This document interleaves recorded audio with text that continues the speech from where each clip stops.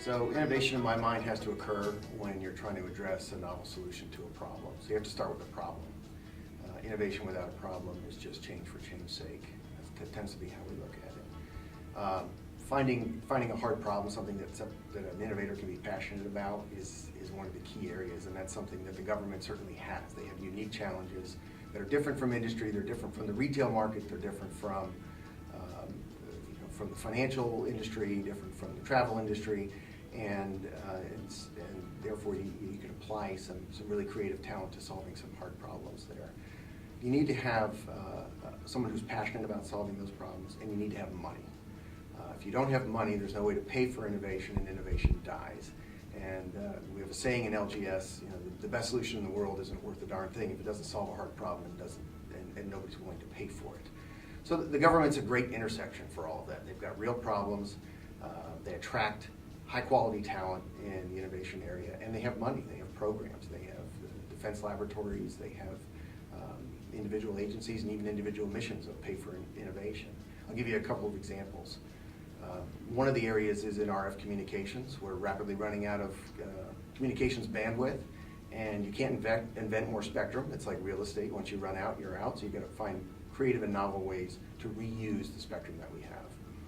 We have applied our innovation engine to solving those hard problems by coming up with RF spectrum sharing technologies, as well as moving out of the RF domain into the optical domain, where we don't have the confliction and the wave propagation problems that you have in RF communications. So there's a couple of examples of where we apply our talents to solve real hard problems, and there's a customer willing to pay for it.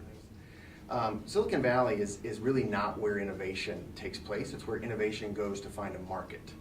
When you meet with Silicon Valley companies, and we do this, I'm also the chair of the Technology and Innovation Council for INSA, and part of our job in INSA, in this industry association, is to pull technologists and innovation from the non-traditional areas into the government marketplace and connect them with buyers, connect them with real missions, with real programs. We meet with companies from Silicon Valley in that capacity. They went to Silicon Valley to find money. They went there to find a market. They went there to find a business, not knowing that the government has very similar problems, and therefore they can apply their innovation talents here as well. So what I would advise somebody who's looking to take their innovation to Silicon Valley, consider the East Coast Silicon Valley right here in the Washington, D.C. area. There's an appetite for new ideas, for new creation. You can make real money here, and our customers always pay their bills, and at the end of the day, you're going to keep people safe, you're going to preserve democracy, you're going to protect the environment, you're going to do real things that you feel really good about in the end. I became, I don't know that it was a pivotal point. I was that kid that took everything apart. I was always a mechanically minded kid. My mother could leave me with a box of Legos for hours, and I'd build what was in the instruction set and then go off the instructions and create my own little creative solutions. I was just that kid that always took things apart. I think a real pivotal point for me was in high school, in physics class. I had a physics teacher, Evelyn Euler. I still remember her name. I've since lost touch with her. But she was really passionate about physics. She was the person who dressed up as Isaac Newton with a toilet seat cover on her head and rode the skateboard down the hallway juggling apples, teaching us conservation of momentum theory. And it taught me that engineering and science is not just in the book. This is something that you apply to everyday real world. I went on to pursue an electrical engineering degree. My dream was always to work in the space industry or for Bell Laboratories, inventing the next best thing in the area of communications.